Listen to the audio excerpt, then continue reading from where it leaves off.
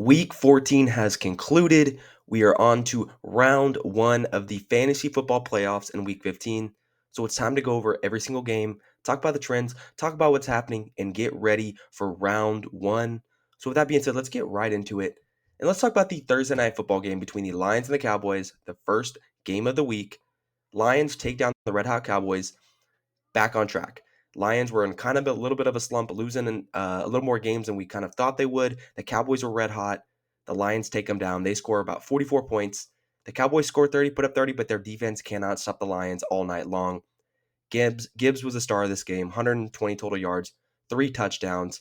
He probably helped a lot of people get into the fantasy playoffs, secure a bye week, whatever it was. I think he may have been the running back one of the week. He had a really, really big week.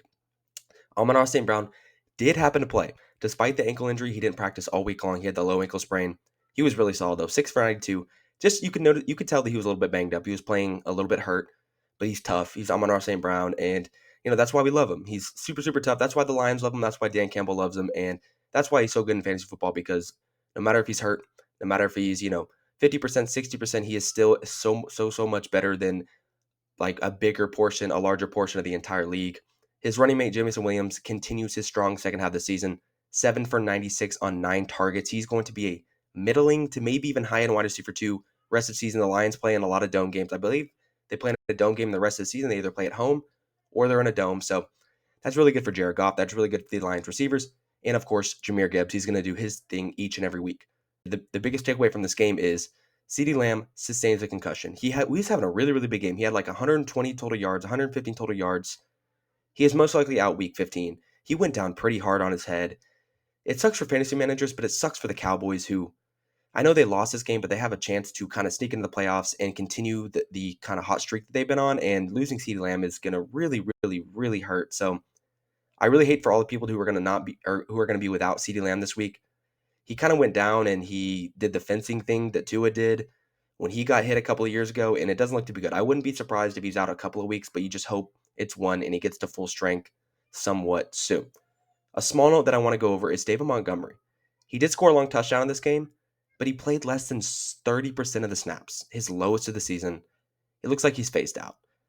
I understand he scored a touchdown. If you started him, you're probably happy with the production that you got in your RB2 or flex spot, but he's going to be dropping in the rankings even more.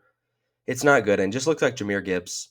It was inevitable at this point that he was going to take over as the guy, and he's one of the best running backs in the NFL. So the Lions want to give him the ball, especially when they're in a pivotal place in the playoff race right now, and they're going to want to give their best players the ball. Yeah, not much changes there really. Dak, Jared Goff were relatively good this game, despite the Cowboys losing by double digits and losing by about 2 touchdowns, and you don't really have anything to worry about. Like I said, Jared Goff's going to be playing in a lot of dome games to end the season, and as Jared Goff owners, and if any of you are Jared Goff fans, you know that he plays way, way better indoors than he does outdoors, especially in this cold part of the season. Seahawks and Falcons. Seahawks absolutely destroy the Falcons. The Falcons have not been competitive with really anybody this year. They moved to 10-3. Jason bounces back, 7 for 92, 2 touchdowns. Like I said, it was a fluke last week. They didn't really do anything on offense. This week, they did. They blow out the Falcons, and JSN does his thing like he usually does. Kenneth Walker and Zach Charbonnet, their split is back to normal. It's slightly in favor of Kenneth Walker, but it was starting to lean a little bit more like 60-40, and now it looks to be like 55-45, or may just be closer to 50-50. Walker outsnapped him 32-25. He ran one more route than him, and he outtouched Charbonnet by 2. Charbonnet was way more efficient. Kenneth Walker was not efficient whatsoever with the ball in his hands. Frustrating, but I should know better at this point. I shouldn't have been getting my hopes up that much, and at this point, I really don't know if we're going to see Kenneth Walker at his full potential at all the rest of the season, unless, Charbonnet goes down or Kenneth Walker goes down and we see Charbonnet go absolutely nuclear like he did last year. Rashid Shaheed, the Seattle Seahawks trade deadline acquisition, had his best game since the trade. He can find himself as like a deep play flex option wide receiver 3 in the playoffs at some point, maybe. But this Seattle team, they kind of spread the ball out, and if they're not spreading the ball out, all the volume pretty much goes to one guy in Jackson Smith-Njigba. The Atlanta side, Kirk Cousins was awful. 162 yards, 2 interceptions. Yeah, he did not throw 2 touchdowns. Bijan suffered because of this. They didn't have Drake London in the lineup, I get it, but I know Seattle's a tough matchup, but this is exactly why I was worried about Bijan Robinson heading into the fantasy playoffs, especially without no Drake London. It's really not a good situation, and this is exactly why I'm going to be dropping Jonathan Taylor, who we'll talk about a little later, and Bijan Robinson. They're not going to be no longer in the first tier unless it's a absolutely smash matchup. Kyle Pitts was serviceable in Drake London's absence once again. I don't know if Drake London will return the rest of the season. I don't know if he's going to return in the fantasy playoffs. I have no clue. The Falcons have been so bad. They have nothing to play for. I doubt that they want to risk injury with him, especially with what they saw with Michael Penix. And maybe they just want to sit this one out. But they do not on their first round pick, so they don't really have too much of an incentive to, I guess, sit Drake London. But at the same time, they're not going to make the playoffs, and it'd probably be best to just rest him at this point. So we'll see if we get Drake London back. The Steelers and the Ravens. Steelers beat the Ravens in Baltimore. The Ravens look dead in the water. They're out of first place. They are 6-7 now. Steelers take over first place. I know it's like not the least winnable division. I don't even know if I put that correctly, but it's a winnable division for sure. But losing to the Steelers at home is not good. Lamar didn't play great. He used his legs a little bit more. He had 43 yards on the ground and a touchdown.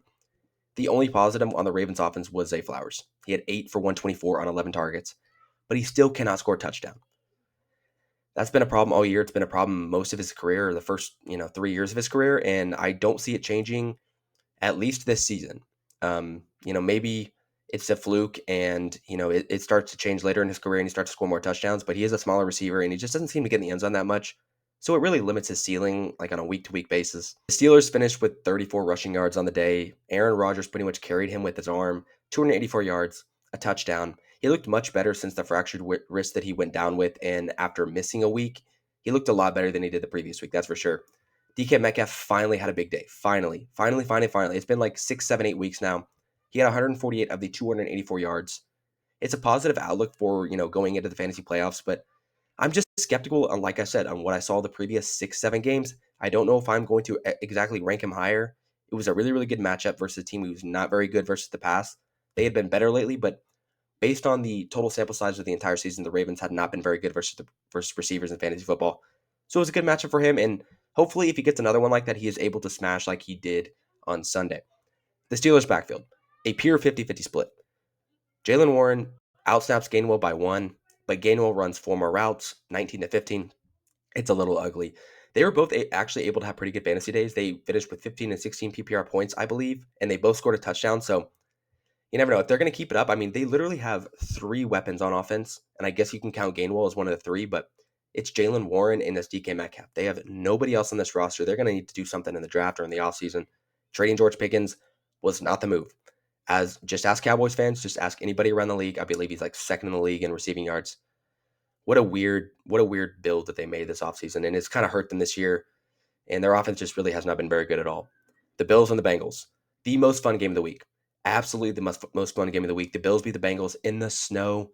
It was a fun game to look at on the screen, and it was even more fun game to watch. They had the biggest over-under, I guess the second biggest over-under behind the Cowboys and the Lions, but it did not disappoint. 73 total points. Burrow and Allen, 4 touchdowns each. Allen was pretty perfect all day long. He had like a long 45-yard rushing touchdown. I don't even know how nobody was in the vicinity, but, Josh Allen just doing Josh Allen things. He has no wide receiver options as well. Like, there's nobody to throw to in Buffalo. The most productive receiving options on the day were his 2 tight ends. Dalton Kincaid did return. He looked good. He had a touchdown. And the other one was Dawson Knox. He's thrown to like Tyrell Shavers. Khalil Shakir had like 2 catches. He hasn't done anything, but essentially it's just James Cook and Josh Allen do the majority of the work. And to talk about James Cook a little bit, I loved his usage in this game. This is what I want to see every single game from James Cook and the way they use him in this offense. 48 snaps to Ty Johnson 16. Good. I think we kind of expect that a little bit more than this next one. But more importantly, James Cook ran 24 routes to Ty Johnson's 10. This is what we want, and I hope that we get this the next 3 games in the fantasy playoffs when it means the most. Because the Bills are fighting for a playoff spot, and I know that it's just give the ball to your best players. James Cook is one of the best running backs in the league. You paid him for a reason. Let him run the routes out of the backfield. That's what you draft him to be, a good receiving back who is also really efficient on the ground. I don't get it, but who knows? Maybe this is the start of something new. Bengals lose, but like I said, Burrow is back, and it's everything in this offense. Jamar Chase was quiet, but T. Higgins shines. 6 for 92 on 11 targets, 2 touchdowns. James Chase Brown was a little quiet, but he scored a touchdown. Samaje Perine returning this game, which, like I said, it sort of ate into his empty calorie snaps and some passing down snaps. He got a couple of carries, but I'm not too worried about it. I think that Chase Brown is still going to be a high end RB2 moving forward, especially in good matchups. He may even vault into the RB1, the top 12 like I had him this past week. I still believe in Chase Brown. I think Chase Brown with Joe Burrow back is just going to be really good. And he has been really good ever since Joe Burrow got back, and even when Joe Flacco was in the lineup. So moving on to the Titans and the Browns. The Titans inch out the Browns in a surprisingly fun game. If you went back and watched it, Shedeur Sanders really shined in this one. I think a lot of people who've been hating on him are going to probably go back and look at this game, look at the box score, and they're going to go hide. I saw some of the throws he was making, and they look pretty good. I mean, he doesn't have the biggest arm in the world, but he sure is accurate. And, there's something about Shedeur Sanders. I don't know exactly what it is, but I don't know. I don't know if the Browns are going to be drafting a quarterback this offseason. That'll be something to look at as the just kind of seeing how he ends the season as the Browns starter. But they might have found something in the fifth round, seeing as how far he dropped in the draft. But 364 yards, 3 touchdowns through the air, another 29 rush yards, and a touchdown on the ground. 4 total touchdowns on the day. Like I said, he could be the Browns' future quarterback. One, I don't know, but it looks promising. It looked a lot better this week. That's all I'll say. It was against the Titans, though, so let's not get our hopes up too much. A rising star, though, in Cleveland, who they got in the third round, Harold Fannin Jr., 8 for 114 and a touchdown on 11 targets. He's been quietly good all year long. I don't know if a lot of people even knew who he was coming into the year. A lot of people knew who David Njoku was. He is no longer even playing anymore. 6 snaps, he ran 3 routes. Fannon's a mid-range art like tight end one rest of the season. Especially with Sanders playing like this and breaking out at the right time before the playoffs. I'm all about throwing him in my lineup, especially if, at the volatility and how shallow the tight end position is altogether. I don't mind it whatsoever ranking him that high. Quinshon Judkins saw Dylan Sampson, who I thought was going to miss this game, eat into his snaps quite a bit. I'm not too concerned though. He still touched Sampson 15-7. He had like a long catch, but other than that, I think he was relatively a nothing burger on the ground. I thought it was going to be, a pretty. I thought he was going to eat on the ground today versus the Titans, but it just didn't work out that way. I think it's something that remains to be seen going forward if Dylan Sampson is going to eat into his role, but it looks like he's kind of getting those passing down work and the pass blocking stuff. So the Titans side of the ball, Tony Pollard goes absolutely crazy. 161 yards, 2 touchdowns. Literally the only serviceable fantasy contributor in this one. I don't even know how the Titans scored other than Tony Pollard because they had 31 points, I believe, something around there. But either way, yeah, Tony Pollard had a really good game. He outsnapped Spears 39-28. He got 25 touches to Spears' 10. I think that Tony Pollard is probably the lead back after this game moving forward. I don't know. We'll see. But the Titans offense has been bad all year, and Tony Pollard hasn't been great all year except for this game. So you don't really have a ton of confidence in him moving forward, but maybe he can be startable going into the fantasy playoffs with the money on the line. Jaguars and Colts. The Jags beat the Colts. It's a really rough one for the Colts, man. I feel so bad for them. They lose Daniel Jones for the season with a torn Achilles. I feel bad for Daniel Jones. He might have lost a ton of money. I hope that he didn't because he's played really, really well this year with actual serviceable weapons around him. Riley Leonard steps in his place, though, was not very good. I believe he threw an interception or two. I'm very, very worried about the Colts skill players. I was worried about the Colts skill players before Daniel Jones tore his Achilles when he had that shin injury where it just zapped his, explosiveness and movement altogether. But I'm concerned about their skill players and Jonathan Taylor, who I thought was just going to be a hammer all year long. I'm going to dock them pretty heavily. Maybe not Jonathan Taylor as much, but the pass catchers. It couldn't have come at a worse time before the fantasy playoffs. Like I said, I feel so bad for the Colts. They were looking like one of the best teams in the NFL, a big surprise, and then they just hit with all the bad luck in the world. Jaguars side of the ball, ETN dominated the backfield. He came away with 2 rushing touchdowns, got 46 of the 64 running back snaps in this one. Tootin had just 2 snaps. He fumbled twice and lost one of them. A big yikes. He had a pretty big fumbling problem in college, and that was like my only concern is if that was going to spill over into the NFL. And I guess it did this game. It hasn't really been a problem all year, but after this game, I don't think that they're going to lean. They're not probably the backfield is not probably going to go away from ETN the rest of the season, in my opinion. I think ETN's just been too good. He's been too productive, and they're 9-4, and they're looking to secure a playoff spot and win the division. So, like I said, they're going to lean on ETN. Trevor Lawrence, was pretty good in this one. Jacoby Myers is still the Jags wide receiver one. He had 10 targets. He had a touchdown. I'm going to rake him as such until I see otherwise. Brian Thomas Jr. had an okay game. I believe he had like 3 catches for 87 yards. He had a long catch or a couple long catches. But yeah, I believe he had like maybe 6 targets in this game, maybe less. I have to go back and look. But yeah, I think that Jacoby Myers, he's going to be the Jags wide receiver one. He's playing the best right now, and they seem to be leaning on him in the slot. So Vikings and Commanders. There, I'm gonna be pretty short with this one. There's not a lot to talk about. Vikings beat the Commanders 31 to nothing. JJ McCarthy semi bounces back. He had 3 touchdowns in this game. He had only 163 yards though. Justin Jefferson, 2 for 11. That is such a sickening stat line for Justin Jefferson and how good he is. He's going to fall in the rankings even more with this trend. I get that the McCarthy threw 3 touchdowns, and maybe that gives him a little more confidence going into the next game, but that did nothing for Justin Jefferson. 2 for 11 is not going to get it done. I don't even know you can have him in your lineup anymore. There's absolutely nothing good to talk about on either side of the ball. Jaden Daniels re-injured himself. That's probably the biggest takeaway, and I doubt he comes back the rest of the season. They'd be silly to do it. He re-injured the same elbow that he dislocated a couple of weeks ago. Zach Ertz, it gets even worse for them, tears his ACL. A brutal season for the Commanders, just a nightmare season. They had some really, really high hopes coming into the year, and it just has not worked out very well. It's unfortunate. There's been a lot of fantasy busts on both sides of the ball, and it just got even worse. Jefferson, Addison, Hawkinson, JJ McCarthy, Terry McLaurin. Debo Samuel's been the only serviceable one, and Jane Daniels has been hurt all year. So there's almost everybody on these two teams has been disappointing, underwhelming, or just a bust in fantasy football. So let's move away from that game. That was an ugly one. Dolphins and Jets. This was ugly too. I'm not going to lie. Dolphins win their fourth in a row there. Fourth in a row. 5 of their last 6. They destroy the Jets 34-10. Devon Achane left the game with a rib injury. Apparently, he could have come back in the game, according to the coach. But the score is already out of hand, and I doubt that they wanted to risk, him getting a further injury. I don't know if they're going to make the playoffs. They could make a push at the end. I doubt it. But either way, I think Achane's going to be just fine for the home stretch here. Something to note, Jalen Wright, actually, who stepped in for Devon Achane when he left with an injury, is going to be a pretty big pickup this week, a pretty under-the-radar pickup. And if anything happens to Achane in the playoffs, he looks like he's going to be the lead back.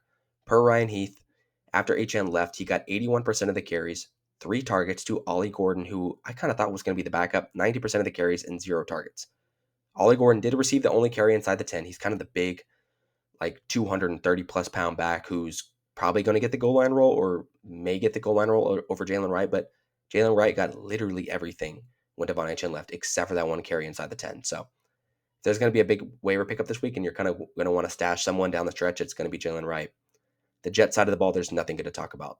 Unfortunately, Tyrod Taylor got hurt in this one and left the game very early. He was the only hope for them. Justin Fields has been bad, and now walks in Brady Cook. He was bad. You can't trust anyone on this offense. Breece Hall is going to get docked slightly, I think, especially if Brady Cook's not going to check the ball down to him. Breece Hall, I think, if you're the Jets, why don't you just do anything you can to get the ball into his hands? I know you're not a very good football team overall, but why don't you just use the one guy that's really good? He's one of the best running backs in the NFL. Maybe they don't realize it. Maybe that's why he's probably going to walk in free agency, but either way. Moving on to the Saints and the Buccaneers. The Saints take down the Bucs, and it puts them in serious jeopardy of losing the division, now making the playoffs. They are, I believe, 7-6 now. This is a pretty bad loss to a not a very good Saints team. Baker is obviously banged up. You can tell. 122 pass yards. He threw a touchdown, he threw an interception. This offense is struggling. They're missing Tristan Wirfs, I believe, their best offensive lineman, one of the best offensive linemen in the NFL. They have a bunch of other injuries, including Mike Evans, who's missed a lot of the season. It's been kind of a disaster for them. Bucky Irving's missed a lot of time. So Baker Mayfield also went down with a shoulder injury 2 weeks ago, and I think it's really, really hindering him. I think he's just playing through right now, which I know it's probably their best option, but it's not good for the pass catchers on this team right now. The one touchdown that Baker Mayfield did throw, thankfully, it was to Bucky Irving, who is the only noticeable fantasy contributor for this team. I think the Bucs backfield looked like it was more of a split today. Bucky and Rachaad White, they both had 36 snaps. Bucky ran more routes, 19-13, which is fine. But if Rachaad White's going to take 11 carries and eat into Bucky's role, I have a little more reservations than I anticipated about him going forward in his role on this team. I thought he was going to get the majority of work, and it looks like it's more 60-40, 55-45, which is really frustrating, especially with how much they've been struggling. Just get the ball in Bucky's hands. But, I guess Rachaad White plays a certain role in this team, so at the same time, I get it. Emeka Egbuka struggled in this game as well. I believe he dropped the touchdown pass that would have won the game or tied the game. I can't remember exactly, but he had a rough day again. Getting peppered with targets, but just not a lot of them aren't catchable. He's dropping them here and there, and I think it's a combination of all the injuries right now and just, not a lot of options except for Emeka Egbuka. So I think that's going to be something we have to monitor going forward, especially with Mike Evans returning. It's going to get even more crowded with Godwin healthy now. I don't know exactly how big of a fantasy contributor Egbuka is going to be rest of the season, especially from where I was putting him in my rankings. He's going to be dropping pretty significantly, unfortunately. The Saints didn't really have much going on in this one. I believe Tyler Shuck ran for 2 touchdowns in this game. He had a pretty long touchdown run. He's played quietly well. Chris Olave in this game, 3 for 30. Very, very quiet game for him. Devin Neal, though, still a strong back end RB2. He had 41 of the 58 backfield snaps, ran 18 of the 21 routes. He scored the touchdown in this game. Scoring the touchdown, of course, helped elevate his stat line, but he's been pretty solid for a not a very good Saints team, and just a guy you can slot in your RB2 or a flex spot in good matchups. And it's honestly in most matchups, if he's going to get this type of work, and if Tyler Shuck's going to play the way that he's been playing as of recently. So I think that's not a bad option to throw in your flex in at least your RB2 spot. Broncos and the Raiders. Broncos beat the Raiders. They moved to 11-2. RJ Harvey dominates this backfield and is trending in the exact direction we want before the most important part of the season. 50 of the 72 backfield snaps, 26 of the 33 routes run. He also had 6 catches for 25 yards. That's an extra 8.5 points as a receiver. You love to see that. Like I said, that always elevates a running back ceiling in fantasy football. The receiving work. He also managed to find the end zone. You love, love, love, love this role. RJ Harvey is going to be a borderline RB1, a high-end RB2 rest of season for me if he's going to get this type of work, and especially in this Denver offense. Talented rookie, a lot of explosiveness, a lot of upside. So, it's something you really want to be betting on and you love to have right now. If you've been sitting on RJ Harvey a lot of the season, he's now contributing with J.K. Dobbins on the IR, and you feel really confident in him as a top 12 option borderline each and every week. We can't have all nice things, though. Troy Franklin, who I thought was breaking out 2 weeks ago, and for the previous 5 weeks before that, plays the 5th most amount of snaps at the wide receiver position. He barely ran the 3rd most amount of routes. Cortland Sutton looks like he's going to be the wide receiver one rest of the season. And Pat Bryan got the rookie bump. Over the past 3 or 4 games, he's kind of been inching closer and closer. His snap count has been going up and up and up more. But Troy Franklin, we thought he was going to be maybe a guy that you could just rely on as a low-end wide receiver 2, high-end wide receiver 3 flex option every week. Doesn't look like it anymore. He's not getting the snaps, not running the routes. So like I said, we're going to have to reassess and, look at our rankings a little bit closer now. Brock Bowers, only real contributor for the Raiders, 4 for 46 and a touchdown. Ashton Jeanty was quiet. It was a really, really rough matchup versus the great Denver defense, and maybe I should have ranked him a little bit lower. But I thought with the volume and everything that he was going to be able to get home and scam his way to 12 to 15 points. He wasn't able to do it. He was actually getting, his snap count eaten into by Raheem Mostert out of all people. The Raiders are a mess, and that just explains it anymore. Jack Besh, who I thought was going to be big coming into the season, is starting to show some life. He was a 2nd-round pick for the Raiders at the wide receiver position. He had a season-high 6 targets and did the most with it, catching 6 for 50. You'd love to see him build off this. I don't think he's going to get anywhere near your lineups. I don't think he's going to be a waiver pickup, but if you have some deep benches and everything, I think that he's absolutely worth the pickup and worth the stash. Rams and Cardinals. Rams destroy the Cardinals. This game was I think it was 45-17. Stafford threw 3 more touchdowns. Continues his MVP season. He was great. Puka, after having a quiet last couple weeks, he hadn't really had that big boom game. We got it this week. 7 for 167 and 2 touchdowns on 11 targets. Multiple Rams running backs were solid. Blake Corum was impressive. And it looked like he ate into Kyron's role for the 2nd straight game. I hope this isn't a trend, and it may be. From what I've seen a lot on fantasy Twitter right now, it looks like it's going to be something that we monitor and we look at closer in the rankings and kind of how we pick our spots with him. Maybe not pick our spots. I think Kyron Williams is still going to be an RB1. It's more of a 55-45 split, kind of like we're seeing in Chicago with Swift and Monangai, just in a better offense. And I think that, they're better running backs overall. I just think also at the same time, they're probably going to want to conserve Kyron Williams. They're 10-3. They're number 1 seed right now. The playoffs are coming up. So that's also a factor that you want to think about moving forward with Kyron Williams. But either way, I think you're still going to be starting him for the Cardinals. Brissett, once again, shows why he's probably the best streaming option of the season. Had 19 points. Michael Wilson, though, an absolute monster with no Marvin Harrison Jr. 11 for 142 and 2 touchdowns with 16 more targets. He saved my fantasy season. I thought I was dead in the water. I wasn't checking the score. I was down by like 30 points. Michael Wilson, all of a sudden, he puts up a 37 burger, something like that, 35. I can't remember, but it saved my fantasy season. I'm sure it saved a lot of other people's if they put him in their lineup. Just listen to these stat lines though. With Michael Wilson in the game and no Marvin Harrison Jr. in the lineup, 15 for 185 on 18 targets, 10 for 118 on 15 targets, and then 11 for 142 and 2 touchdowns on 16 more targets.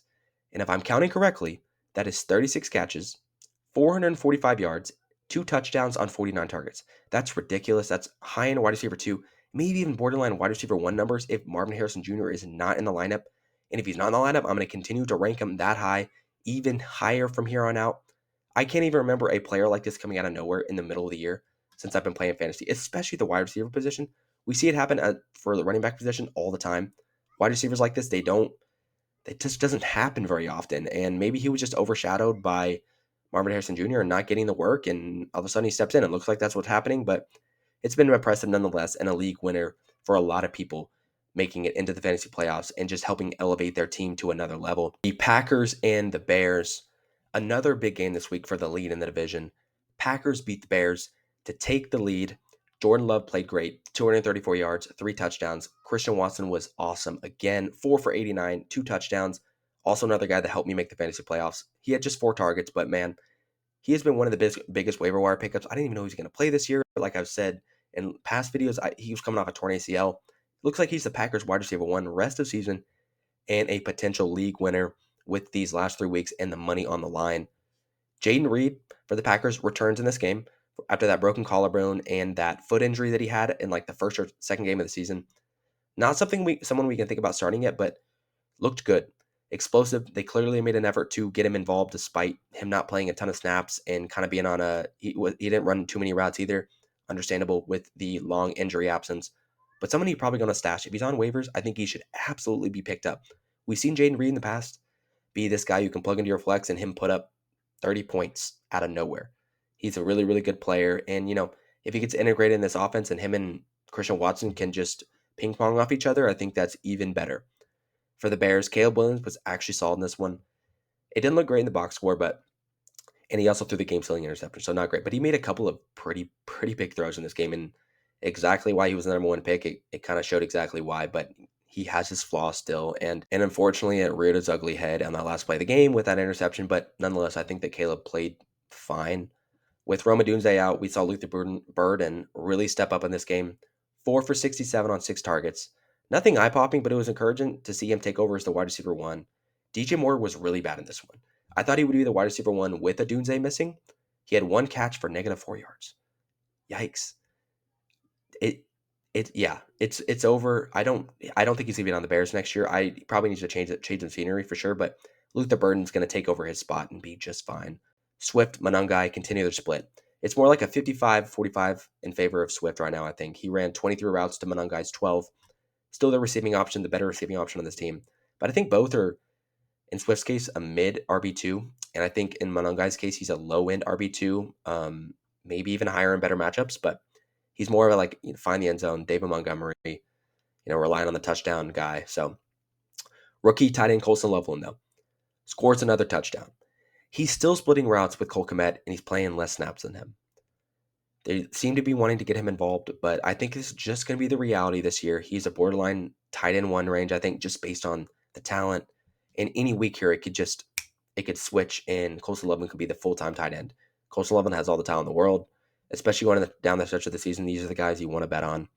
I think it's frustrating with the amount of usage that Kmet gets, but I think, at the end of the day, we're going to have to live with it this year. Finally, the Texans and the Chiefs. It's time to talk about my Texans. They beat the Chiefs 20-10. They moved to 8-5, a huge win for them, itching closer and closer to securing a playoff spot and competing for the division title. The Colts look like they're kind of dead in the water with the Daniel Jones injury, unfortunately.